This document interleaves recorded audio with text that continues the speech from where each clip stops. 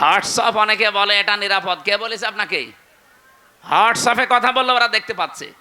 এ বাংলাদেশের নিরাপদ হওয়ার মতো কোনো এখন অ্যাপস আর নেই। সে যেইটাই বলেন, মেসেঞ্জার বলেন, ইমো তো আরো ঘরের ভেতরে। ওই ইমোতে কথা বলা আর ওদের সামনে বসে বসে বলা একই।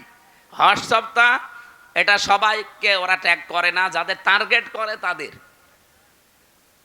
এই যে এই ভুল সিদ্ধান্ত নেওয়ার কারণে বিবেকটা কাজে লাগছে না, এই কারণে আজকে যে বিপর্যয় নেমে আসবে, এই দাঙ্গা তৈরি হওয়ার কারণে শুধু কি মুসলমান মরবে, হিন্দু মরবে না? এই কথা বলেন না কেন? ওখানে যদি মনে করেন মুসলমান আছে 30 কোটি, হিন্দু আসে 100 কোটি, এই কারণে আপনি মুসলমান 10 জন মেরে ফেললেন, হিন্দু 2 জন মরিস।